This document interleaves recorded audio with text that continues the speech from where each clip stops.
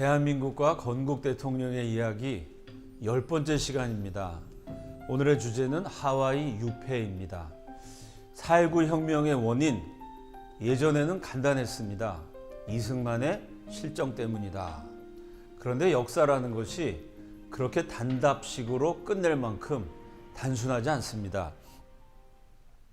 최근에는 4.19 혁명의 원인에 대해서 새로운 해석들이 쏟아져 나옵니다. 연세대학교 박명림 교수가 이렇게 말을 합니다. 4.19의 원인은 이승만의 업적과 실정이다. 이승만 대통령이 잘한 점과 못한 점이 맞물리면서 혁명이 터졌다는 겁니다. 자, 쉬운 예를 한 가지 들면요. 4.19 때 시위에 앞장섰던 사람들은 학생들이었습니다. 그 많은 학생들을 누가 교육시켰을까요? 이승만 대통령입니다. 이승만이 정권을 잡을 때 전 국민 가운데 단 하루라도 학교에 가본 인구가 14%. 이승만 대통령이 의무교육제로 교육혁명을 시도합니다. 전 국민을 학교에 집어넣는 5,000년 만에 처음 일어난 엄청난 정책을 추진을 하죠. 그 결과 이승만 대통령이 물러날 때는 96%의 학령기 아동이 입학을 하게 됩니다. 4.19에 앞장섰던 그 많은 학생들을 만들어내신 분이 이승만입니다. 그 시절에 학교를 다녔던 유명한 소설가 김승옥 씨가 이런 회고를 남겼습니다. 이승만 정권 때 학교에서 처음으로 그때 독재를 가르쳤을까요? 민주주의 가르쳤을까요? 당연히 민주주의를 가르쳤습니다. 그 많은 학생들이 민주주의라는 것을 처음 배우게 됩니다. 그냥 말로만 배운 것이 아니라 학교의 반장 선거를 통해서 민주주의를 실습을 하게 됩니다. 김승옥 씨가 그 얘기를 해요. 민주주의란 걸 처음 배웠고 반장 투표하면서 어린 나이에 이런 게 민주주의구나. 투표를 이렇게 해갖고 리더를 우리 손으로 뽑는 민주주의를 경험했다는 겁니다. 이승만이 국민들을 교육시키고 민주주의를 가르치는 데는 성공했습니다. 그런데 본인의 정권이 그 민주주의를 제대로 실천하지 않았어요. 이렇게 이승만이 제대로 된 민주주의를 실천하지 못한 실패와 동시에 민주주의를 가르치는 교육에 성공했기 때문에 수업 시간에 민주주의를 배운 학생들이 현실적으로 잘못된 것을 보고 비판하고 저항할 수 있게 된 것입니다. 그 조갑재 선생은 이승만은 자기 성공의 희생자라고 평가했습니다. 이 성공과 실패가 교차하는 관점에서 역사를 보면 대단히 흥미롭습니다. 이승만 대통령은 국민들을 다 가르쳐서 저항하고 비판할 수 있도록 민주시민으로 양성을 했습니다. 본인의 성공 때문에 스스로는 희생되었죠. 정반대의 케이스가 저 북한 정권입니다. 김일성도 성공했습니다. 북한 주민들 철저히 감시하고 통제하는 데 성공했죠. 사람들이 이런 질문을 합니다. 남한에서는 4.19 혁명도 일어나고 5.18도 일어나고 이런 데모, 저항, 시위가 많았는데 북한에서는 그런 저항, 시위가 없지 않냐? 그건 왜 그러냐? 김일성이가, 김정일이가, 김정은이가 그만큼 통치를 잘하기 때문이다. 이런 말도 안 되는 거짓말을 합니다. 여러분, 북한에서 왜 시위가 없을까요? 대한민국은 민주주의 국가니까 시위할 수 있는 자유도 있고 능력도 있고 힘도 있습니다. 북한에서는요, 일반 주민 20명 가운데 1명이 보위부원입니다. 군인, 병사는 7명 가운데 1명이 간첩입니다. 장교는 2명 가운데 1명이 스파이로 서로 감시해요. 반체제적인 말과 행동을 해야만 체포되는 게 아닙니다. 김일성, 김정일, 김정은 정권에 저항할 가능성이 있다 그래도요, 할아버지, 아버지, 손자대까지 3대를 정치범 수용소에 가둡니다. 실제로 저항해야 수용소 가는 게 아니고 저항할 가능성만 보여도 곧바로 체포해버립니다. 아예 저항에 싹을 자르죠. 이렇게 국민들을 감시하고 통제하는데 김일성은 누부신 성공을 거둬서 아예 저항도 못하게 만들어가지고 아들, 손자대까지 계속 정권을 유지했습니다. 그 결과는 어떻게 됐죠? 세계에서 가장 비참한 인권 유린 국가 400만이 굶어 죽은 끔찍한 역사를 만들었습니다. 김일성이 거대한 성공을 거두는 바람에 북한은 아주 그냥 엉망진창이 됐습니다. 반대로 남한에서는 이승만이 교육으로 성공을 시켰지만 국민들을 교육하고 민주주의를 가르치는 업적은 남기셨지만 본인이 민주주의를 제대로 실천하지 못하시는 바람에 물러나게 됐습니다. 이승만은 실패했지만 마지막에 대한민국은 계속해서 번영하게 되었습니다. 이렇게 성공과 실패라는 게 교차합니다. 김일성은 본인은 성공해서 죽을 때까지 세계 최고 수준의 사치를 누렸지만 국민들은 다 헐벗고 굶주리게 만들었습니다. 국민들도 이승만 박사의 업적을 알았습니다. 그래서 하야하시고 이후에 남겨진 기록과 사진들을 보면 건국 대통령에 대한 국민들의 애정을 느낄 수 있습니다. 여러분 화면에 보여지는 사진이 이제 대통령직에서 물러난다 선언하시고 경무대에서 이화장으로 옮겨가시는 장면입니다. 나는 이제 대통령이 아니니까 관용차를 탈 수 없다. 걸어서 가겠다. 이렇게 고집을 부리셨는데 측근들이 아닙니다. 그래도 마지막 순간인데 하고 이제 억지로 차에 태워서 대통령이 이화장으로 이동하시는데요. 수많은 시민들이 연도에 섰어요. 여러분 사람들 모습은 보이는데 경찰 모습은 안 보입니다. 그건 뭘까요? 사람들이 모여가지고 독재자 물러가라, 죄값 받아라, 이승만을 공격하고 비난하려고 그랬으면은 경찰들이 나와서 통제했겠죠. 그게 아닙니다. 사진을 자세히 보면 연도에 선 시민들이 박수를 치고 있습니다. 비록 부정선거 책임지고 물러나지만 저분이 나라를 세우셨고 나라를 지키셨다. 대통령에 대한 애정이 엿보입니다. 그 시절에 이승만 대통령을 경험했던 지금의 아주 한국의 대표적인 언론인과 제가 대화를 나눠본 적이 있습니다. 이승만 대통령 물러나실 때 심정이 어떠셨습니까? 여쭈었더니 이렇게 대답을 하시더라고요. 그래도 이 박사가 없었던 나라를 되찾아줬고 전쟁 때문에 망할 뻔한 나라를 지켜줬고 세계에서 제일 가난한 아프리카보다 못 살던 나라였는데 미국에서 그 많은 구호물자를 얻어다가 국민들을 다 먹여 살려줬으니 이 박사가 없으면 나라도 없었고 국민들은 다 굶어 죽었을 거다. 그래서 비록 그분이 마지막에 잘못을 하셨지만 그분에 대한 존경심과 애정을 가질 수밖에 없었다는 얘기입니다. 자, 다음에 보여드린 장면은요. 이화장으로 옮겨가신 다음에 그 이화장 담벼락에 국민들이 써서 붙인 벽보입니다. 그 벽보의 내용을 보면 한결같이 대통령을 위하는 말이죠. 만수무강하소서, 할아버지 만세, 여생 편안하시라. 그 일평생을 나라와 민족에 바친 그분에 대해서 국민들이 품고 있었던 마음입니다. 이렇게 이화장에 머무시다가 결국 하와이로 떠나시게 됩니다. 이승만의 하와이 행에 대해서 망명이라고 표현합니다. 분명히 잘못된 용어입니다. 왜냐하면 망명은 스스로 하는 겁니다. 자발적으로 내가 망명을 선택했을 때 사용되는 용어입니다. 이승만 대통령은 스스로 하와이로 떠나기를 원하지 않으셨습니다. 그냥 측근해서 주변 정세가 불안하니까 잠깐 바람 좀 쉬었다 오시죠. 그래서 쉬러 가셨습니다. 하와이로 떠나신 다음에는 매일같이 한국 돌아올 날만 기다리셨어요. 그런데 대한민국 정부가 건국 대통령의 귀환을 막았기 때문에 어쩔 수 없이 못 돌아오셨습니다. 자발적인 망명이 아니라 타의에 의한 유폐, 하와이 유폐라고 표현하는 것이 정확합니다. 그럼 왜 이승만이 하와이로 떠나게 됐을까요? 자유당 정권이 무너지니까 그동안의 비리, 잘못된 부분을 청산하는 작업이 이루어져야 됩니다. 근데 이게 참 쉽지가 않습니다. 여러분 자유당에 엄청난 부정을 저지른 책임자를 딱 앉혀놓고 당신이 왜 이렇게 잘못을 저질렀어? 물어보면 이승만 대통령은 모르십니다. 다 저희가 잘못한 것이고 자유당 수뇌부 간신배들이 나라를 망친 겁니다.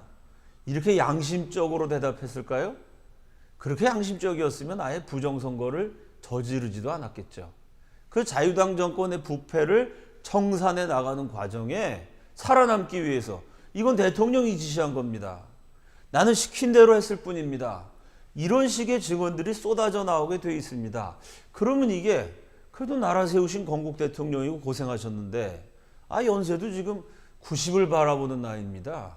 그 할아버지를 붙잡아다가 청문회를 하고 깜빵에 가고 이게 참 쉽지가 않습니다. 국민 감정도 잘 용납이 안 됩니다. 그러니 여러 가지로 복잡해서 정치적으로 계산기를 두드려 보면 이승만 대통령이 한국을 떠나 계시는 게 여러 가지로 수월해집니다. 그 측근들이 한 2, 3주 나라가 좀 안정을 취할 때까지 하와이 가서 바람 좀 쐬고 오십시오. 그래서 이승만 박사가 결국 하와이로 떠납니다. 참 떠나가는 장면도 마음이 찡한 그런 모습을 보여줍니다. 이화장에서 차를 타고 공항으로 가는데 중간에 이렇게 들판을 지나게 됐어요. 그때만 해도 한국이 농업 국가니까요. 지금의 서울인데 거기도 뭐 농사 짓는 농토들이 꽤 있었겠죠. 그 들판에 누런 별을 보면서 이승만 대통령이 시를 짓습니다. 풍년이 들어서 우리 국민들이 다 배부르게 행복하게 살게 하소서. 참 본인이 쫓겨나는 줄도 모르고 쫓겨나시면서도 국민들을 생각하고 국민들 밥 세끼 참 먹게 해달라고 시를 지었습니다. 그걸 비행기에 올랐는데 세관원이 하와이에 도착해서 세관원이 소지품 검사를 합니다. 그 일국의 건국 대통령이고 12년 동안 최고 권좌를 차지하신 분이에요. 근데 이분의 짐이라는 게 초라합니다. 트렁크가 4개 있었는데 하나는 이승만 박사의 옷, 또 하나는 프란체스카 영부인의 옷, 또 하나는 평생 썼던 고물타자기, 마지막 하나는 이승만 박사 드시던 약과 그날 점심 도시락. 이게 트렁크 4개가 전부였습니다. 이화장에 가보면 이승만 박사가 쓰시던 물건, 입으시던 옷 살펴보면요. 야, 참 어떻게 이렇게 검소하게 사셨나. 놀랄 정도입니다. 옷을 몇 번씩, 10번, 20번씩 꿰매가지고 입으신 게 한두 벌이 아닙니다. 하와이에서 보냈던 마지막 시절에 기억할 만한 말씀들을 남기십니다. 이제 연세가 드시게 되니까 양자를 드리게 됩니다. 이인수 박사가 청년 시절에 이제 양자가 되죠. 그래서 하와이에 가서 아버님, 어머님을 모시게 됩니다. 늘 그 양자하고 대화하는 것을 즐기셨어요. 하와이에 쫓겨나 계신 동안에도 자나깨나 나라 생각입니다. 그래서 아들에게 자주 물으셨던 말씀이 지금 우리나라 일이 어떻게 돼가나? 그럼 이제 이 아드님이 나라가 어렵습니다. 힘듭니다. 이러면또 자꾸 걱정하시니까 이 노인 아버님 심기를 편안하게 해드리려고 많은 사람이 나라를 위해서 열심히 일하고 있습니다. 그러니 앞으로 잘 될 겁니다. 걱정하지 마십시오. 라고 대답을 해요. 그럼 이승만 대통령이 그래? 한참 생각하시더니 이렇게 아들한테 말씀하셨다고 합니다. 그런데 말이야, 너는 사람들이 잘 된다 하는 말 절대로 믿지 말아라. 내가 그 말 듣다가 이 모양 이 꼴이 되지 않았니? 우리나라 일이 그렇게 쉬운 게 아니란다. 그때 그 아버님의 표정, 산전수전 공중전 다 겪은 없었던 나라를 되찾고 전쟁의 참화 속에서 나라를 구하고 자유와 번영의 기초를 놓기까지 파란만장한 생애를 살았던 대정치가의 회한이 담긴 표정이라고 합니다. 주변에서 인해장박 둘러친 간신배들이 잘 되고 있습니다. 잘 되고 있습니다. 그런 말만 듣다가 이 모양 이 꼴이 되었다는 참 노 정치가의 후회입니다. 또 이런 질문을 자주 아드님에게 던지셨다고 해요. 지금 우리나라에 남북 통일을 위해서 나서는 이가 있나? 여러분, 그때는 남한이 북한보다 훨씬 가난했습니다. 그래서 지금은 굶어 죽을 지경이 되니까 북한 농포들이 탈북을 합니다. 그때 실제로 탈남 하려는 사태가 있었어요. 배를 하나 납치해가지고 저 남쪽 지방에서 한 50여 명이 훨씬 잘 사는 북한으로 월북하는 그런 사태가 우리 역사에 실제로 있었습니다. 박정희 대통령 이후에 들어서서 우리가 북한을 추월하게 되죠. 아니 남한이 북한보다 국력이 약한데 남한도 지금 수습이 안 되는 판인데 남북 통일 엄두도 못 낼 때입니다. 그러나 그때도 이승만 대통령은 지금 우리나라의 남북 통일을 위해서 나선 사람이 있나? 관심 갖고 물어보셨어요. 아드님이 대답합니다. 우리 국민의 소원이니 모두가 통일을 생각하고 있습니다. 그 말을 들으면 대통령이 버럭 화를 내셨다는 거예요. 생각만 하면 뭐래? 행동을 해야지. 이승만이가 나서서 한바탕 했으면 그 다음에 또 누가 나서가지고 통일을 위해서 한바탕 해야 될 거 아니야. 내 소원은 저 백두산까지 걸어가는 거야. 참 90을 바라보는 노 정치인의 그러나 결코 늙지 않은 그 영혼을 목격할 수 있는 대목입니다. 하와이에서 하신 말씀이 내 소원은 백두산까지 걸어가는 거야. 내가 백두산까지 걸어가서 통일을 보겠다. 마지막 순간까지 민족에 대한 비전을 생각하고 희망을 붙들고 계셨어요. 이승만이 한바탕 했으면 그 다음에 또 누가 나와서 한바탕 해야 될 거 아니야. 이승만 대통령 잘하신 것도 있고 못하신 것도 있습니다. 그러나 부인할 수 없는 사실은 최선을 다해서 한바탕 하셨습니다. 조선의 봉건주의, 일본의 제국주의, 악마적 공산주의와 싸워서 조국을 지켜내셨습니다. 오늘날 부강한 나라 자유 대한민국의 번영의 기초를 놓으셨어요. 한바탕 하셨습니다. 한 인간이 태어나서 그 이상 어떻게 할 수 없을 만큼 그 어려운 시절에 최선을 다해서 우리 후손들 살아갈 수 있는 터전을 마련해 주셨어요. 제가 이승만 박사의 마지막 말에 감동을 받아서 전국을 돌아다니면서 강연할 때마다 이 얘기를 했습니다. 이승만 대통령이 한바탕 하셨으니 우리도 생각만 하지 말고 행동으로 옮겨서 한바탕 해야 됩니다. 통일을 위해서 투쟁해야 됩니다. 제 강연을 듣고 수많은 사람들이 저를 찾아왔습니다. 한 사업가가 이런 얘기를 했어요. 목사님, 제가 돈 벌 만큼 벌었고 여러 가지로 안정되어 살고 있는데 목사님 강연을 들은 다음에 계속 그 말이 귓전에 울립니다. 그래, 나도 한바탕 해야지. 그냥 나 혼자 편안하게 사는 것 가지고 안 되지. 제가 이번 시장 선거에 뛰어들어서 내가 살고 있는 도시 정의롭고 시민들에게 공정하게 혜택이 돌아가는, 그리고 시민들이 편안하게 살 수 있는 좋은 도시 만들기 위해서 내가 한바탕 하겠습니다. 빛나는 청춘들이 찾아왔습니다. 목사님 강연을 듣고 내가 뭐 한바탕 할까 생각해 봤더니 우리 총학생회가 무슨 세미나를 하고 대자보를 쓰고 하는 짓거리를 보니까 이게 종북입니다. 은근히 북한은 높이고 대한민국 깎아내리고 내가 가만히 있으면 안 되겠다. 한바탕 해야 되겠다.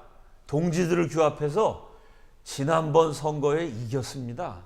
자유민주 세력이 총학생회를 탈환했습니다.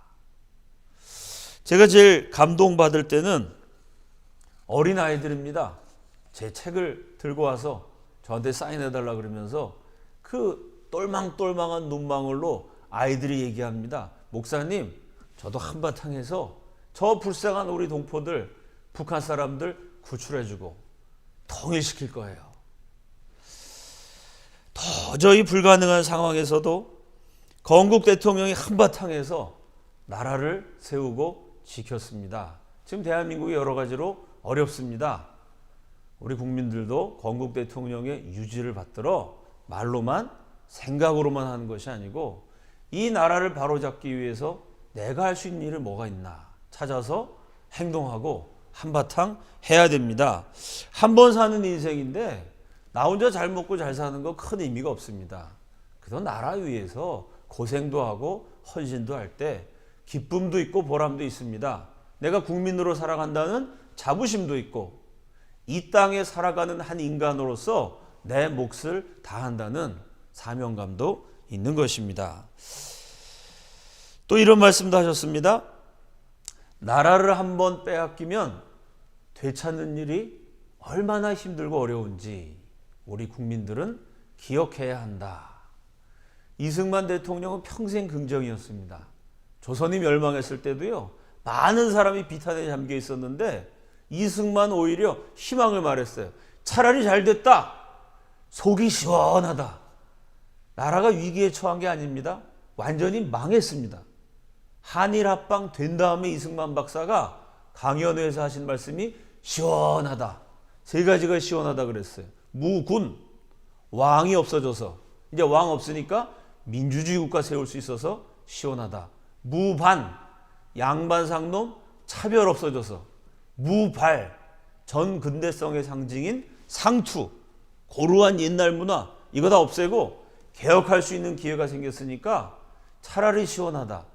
나라 망한데 뭐 시원하겠어요? 속으로 비참하죠? 그러나 지도자가 비통하고 비참하자고 국민들이 다 눈물 흘리고 있는데 그거를 더 슬프게 만들고 더 힘 빠지게 만들면 리더가 아닙니다. 오히려 비탄에 잠긴 국민들에게 할 수 있다. 다시 하면 된다. 오히려 잘 됐다. 이승만 대통령은 평생 긍정을 말했어요. 평생 희망을 말했습니다. 근데 마지막 돌아가시기 직전에 빼앗긴 나라를 되찾는 일이 얼마나 힘들고 어려운 것인지 우리 국민들은 기억해야 된다. 평생 힘들단 말씀 안 하시던 분이 마지막에 사실은 너무너무 힘든 일이었다. 딱 한마디 하셨기 때문에 그 한마디가 천금의 무게로 다가옵니다. 사실은 얼마나 힘드셨겠어요? 얼마나 고통스러웠겠습니까? 그 고통과 비통의 세월을 다 참고 이겨내면서 그럼 지도자가 비탄에 빠져 있으면 어떻게 해요? 국민들 앞에서는 항상 희망을 말하고 자신감을 말하고 할 수 있다고 긍정을 외쳤지만 홀로 돌아서서는 얼마나 많은 눈물을 흘리셨겠습니까? 그러다가 마지막에 빼앗겼던 나라를 되찾는 일은 너무나 힘든 것이다. 국민들은 잊지 말아야 된다. 정말 힘들었다는 한마디가 우리에게 긴 여운을 남깁니다. 자, 이런 말씀들 하시면서 자나 깨나 고향에 돌아갈 날만 기다리셨어요. 그런데 시국이 복잡하게 전개가 되면서 박정희 대통령이 정권을 잡게 됩니다. 그리고 박 대통령은 한일 국교 정상화를 추진하죠. 이게 굴욕적이라고 전국에서 또 시위가 일어납니다. 이제 긴 역사를 돌이켜보면 그때 박정희 대통령이 국교를 정상화해가지고 여러 가지 한국 공업화를 위한 자금을 마련했던 점은 결코 폄하할 수 없는 도리어 뛰어난 업적이라고 평가할 수 있습니다. 그러나 그 당시 국민들의 감정은요, 우리를 36년 동안이나 못 살게 굴었던 저 일본하고 다시 수교를 맺는다. 이걸 참을 수가 없어갖고 전국적으로 항의 시위가 일어나요. 이렇게 반일 감정이 무르익으니까 국민들이 자연히 이승만 대통령을 생각하게 됩니다. 그래도 이 박사는 끝까지 일본 제국주의랑 싸웠고 평화선이란 거 딱 그어가지고 일본 배가 우리 영해 안에 들어와서 고기잡이하면 그거 다 아주 그냥 납포해버렸습니다. 대일 강경 자세 끝까지 가졌던 이승만 대통령을 그리워하게 됩니다. 그 당시 정권에서 참 이렇게 국민들이 한일 국교 정상화에 반대하고 이승만 대통령을 그리워하는 판에 건국 대통령이 돌아오시면 이게 참 그 당시 정권을 잡고 정책을 추진하시는 분들에게는 엄청난 부담이 됩니다. 그래서 이승만 대통령 오시지 말라고 계속 말리게 되죠. 이승만 대통령이 어떻게든지 고향에 가려고 다 준비해가지고 하와이 공항까지 나갔어요. 근데 거기 외교관이 가갖고 나라를 위해서 참아주십시오. 오시지 말라고 만류를 합니다. 이승만 박사가 그래. 내가 가지 않는 게 도움이 된다면 가지 말아야지. 그리고 거기서 발길을 돌리시는데요. 한국 간다고 기분이 들떠서 공항까지 갈 때는 걸으실 수 있었어요. 근데 더 이상 한국에 못 간다는 통보를 받으셨을 때 87세의 우리 건국 대통령은 그날부터 맥이 빠지셔갖고 걷지를 못하고 휠체어 타야 하는 참 그런 어려움을 겪게 됩니다. 결국은 하와이에서 고향을 그리워하다가 세상을 떠나시게 되죠. 최후의 유언을 남기셨습니다. 그날 의식을 이르시기 전에 식사를 하면서 기도를 하셨어요. 그 식사를 마치고 피곤하다고 잠깐 쉬셨는데 의식을 잃으셨고 병원에 옮겨졌다가 거기서 세상을 떠나시게 됩니다. 결국 식사하시면서 드렸던 기도가 이 나라 건국 대통령의 최후의 유언이 됐습니다. 그 유언은 살아생전에 끊임없이 하셨던 말씀이에요. 성경 갈라디아서 5장 1절 그리스도께서 우리로 자유케 하려고 자유를 주셨으니 그러므로 굳세게 서서 다시는 종의 멍에를 매지 말라. 이 말씀을 참 좋아하셨습니다. 한성 감옥 계실 때부터요. 자유를 위하여 투쟁하라. 90평생을 외치셨어요. 감옥에서 쓴 독립정신에 보면 자유라는 새로운 개념으로 속박 상태에 묶인 국민들을 해방시켜야 된다. 나라를 되찾은 다음에 청년들 모아놓고 연설하실 때 이렇게 말씀하신 대목이 있습니다. 하나님께서 우리에게 자유를 주셨으니 학생들 공부 열심히 하고 실력자가 되고 애국자가 돼서 하나님이 주신 이 자유를 지켜 다시는 대한민국이 남의 노예가 되면 안 된다. 평생 하셨던 말씀이 그 마지막 유언과도 같은 기도였습니다. 하나님, 저는 너무나 늙고 지쳤습니다. 사랑하는 우리 민족을 위해서 더 이상 아무것도 할 수 없습니다. 우리 민족을 하나님께 맡깁니다. 다시는 종의 멍에를 매지 말게 하소서. 건국 대통령의 마지막 순간까지 그분의 기도에는 민족이 있었고 조국이 있었습니다. 하와이에서 화장을 해서 그 유해가 서울로 운구됩니다. 이승만 박사의 유해가 서울에 도착했을 때 수십만 시민들이 나와서 건국 대통령의 마지막 가는 길을 환송합니다. 여러분 보시는 사진처럼 엄청난 인파가 건국 대통령을 생각하면서 슬퍼합니다. 그렇게 이 나라 위해 주신 분인데 마지막에 고향에 못 돌아오시고 저 멀리 타향에서 돌아가셨던 그 쓸쓸한 최후를 안타까워했죠. 자, 사진 3장을 쭉 보시면은 이 건국 대통령에 대한 국민들의 마지막 석별의 정을 확인할 수 있습니다. 대통령이 떠나시고 영부인 프란체스카 여사는 그 후로도 오래 사셨습니다. 91세를 일기로 세상을 떠나시게 되죠. 이승만과 프란체스카의 수뇌보 이거 따로 모아서 한번 강연하고 싶을 정도로 참 흥미진진하고 아름답고 감동적입니다. 두 분이 25살 나이 차이가 나셨죠. 이승만 대통령의 명저 재팬 인사이드 아웃이라는 책을 영부인 프란체스카 여사가 직접 타이핑을 합니다. 그걸 3번이나 처음부터까지 타이핑을 하느라고 아주 어깨가 짓눌렀어요. 어깨가 아주 너무 아팠어요. 그 아내가 어깨 통증을 느낄 때마다 이승만 박사가 그때 워싱턴에 살고 계실 때인데요. 가끔 워싱턴에 포토맥 강변에 나와서 이 아내의 어깨를 주물러 주셨습니다. 그러면서 이 연세 많으신 분이 아내를 위해서 노래를 부르셨어요. 자, 망명 독립투사였던 이승만이 나라 뺏긴 식민지 지도자가 저 머나면 타국에서 서양, 백인, 외국인 출신 아내의 어깨를 주물러 주면서 부른 노래 뭐였을까요? 한민족이 있는 곳에 어디나 들려지는 아리랑입니다. 아리랑 아리랑 아라리요. 아리랑 고개를 넘어간다. 청천 하늘엔 별들도 많고 우리네 가슴 속엔 시름도 많다. 아리랑 아리랑 아라리요. 아리랑 고개를 넘어간다. 오다 가다가 만난 님이지만 살아서나 죽어서나 못 잊겠네. 요 마지막 가사는 이승만 박사가 아내를 위해서 직접 지으신 겁니다. 오다 가다가 만난 님이지만 독립운동을 위해서 전 세계를 떠돌다가 우연히 만났어요. 오다 가다가 만난 님, 프란체스카죠. 살아서나 죽어서나 못 잊겠네.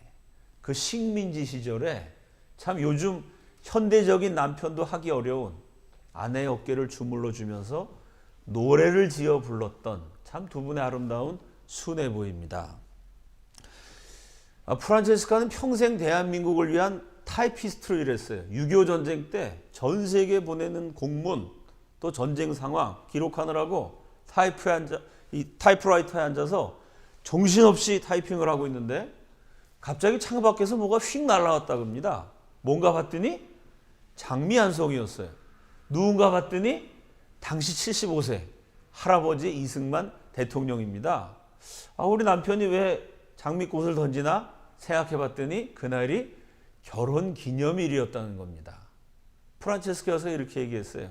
결혼 기념일 때마다 이승만 대통령이 워낙 검소하셨고 돈이 조금이라도 생기면요, 독립운동 위에 나라 위해서 다 쓰셨어요. 돈이 한 푼도 들어가지 않는 선물을 주는데 꽃 한 송이를 준다든지 사과 하나를 준다든지, 근데 그 선물 주는 방식이 너무나 신기하고 즐거워서 그때마다 행복했다는 겁니다. 1950년 그 옛날에 75세의 할아버지가 결혼기념일에 아내에게 휙 지나가는 것처럼 꽃 한 송이를 던지고 갔습니다. 참 로맨틱한 멋있는 남자였습니다. 독립운동하고 백인 여자분이 황인종 날아와서 퍼스트 레이디가 돼갖고 참 수많은 고난을 겪었지만 남편이 나를 너무 아껴줬기 때문에 나는 힘들지 않았다. 행복했다. 프란체스카 여사는 늘 그렇게 말씀하시곤 했습니다. 결혼 생활에서 제일 행복했을 때가 언제입니까? 질문을 했더니 그분의 대답은 대통령이 돼서 첫 번째 월급을 받아왔을 때. 참 퍼스트 레이디나 일반 아낙네나 다 여인의 심정이 비슷하죠.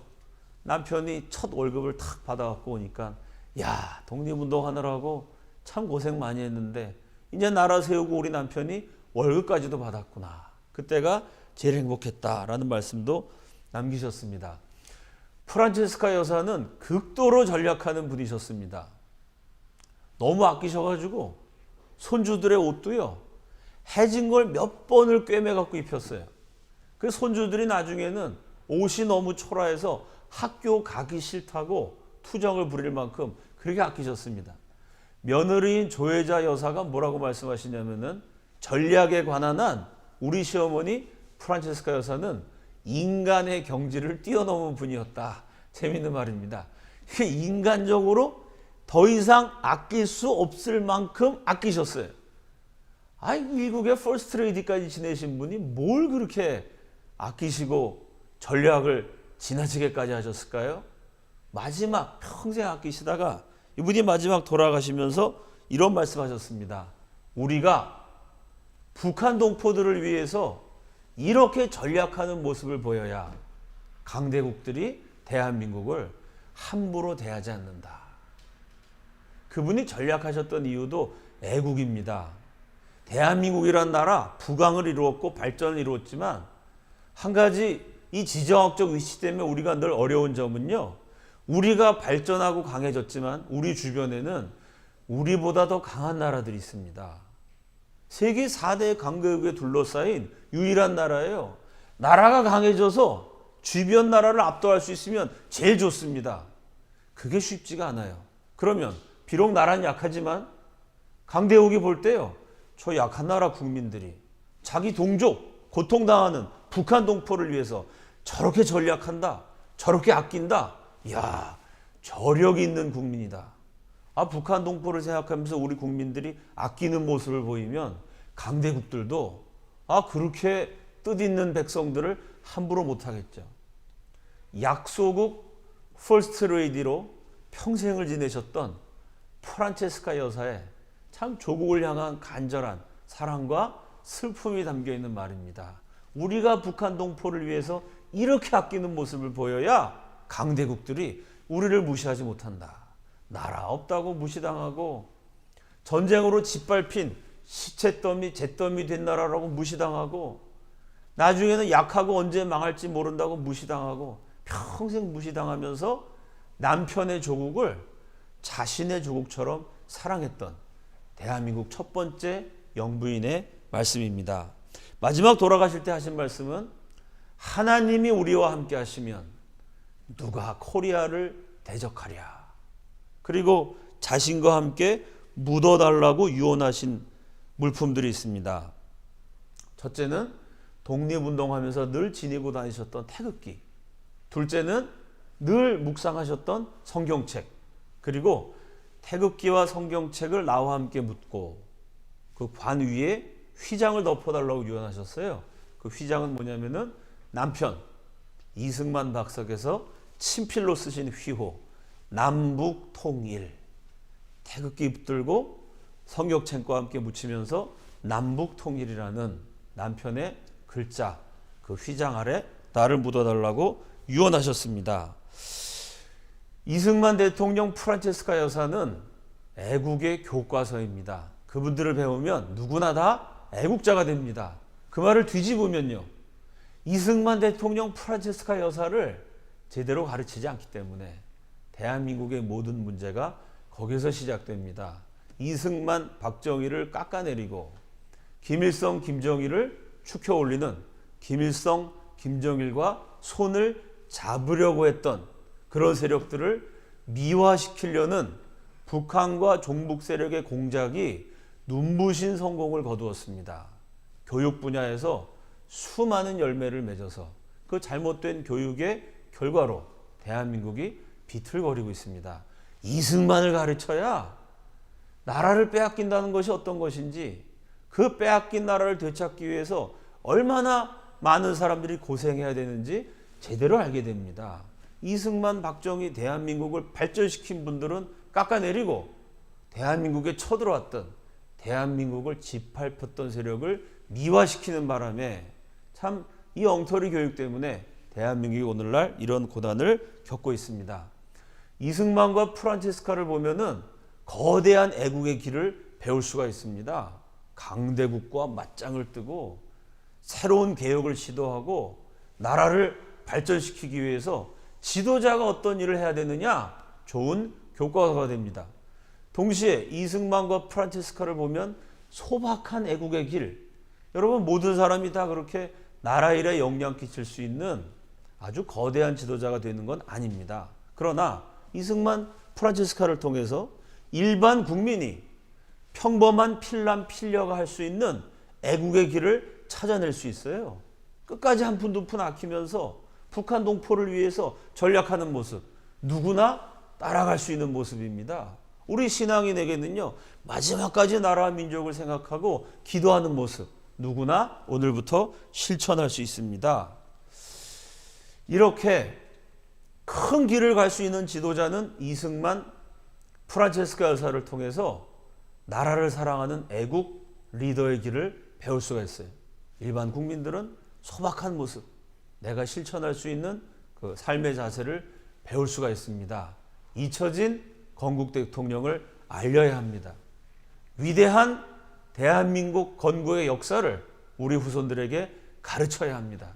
이승만이 한바탕 했으니 이제 남북 통일을 위해서 한바탕 할 수 있는 새로운 애국자들이 나와야 합니다.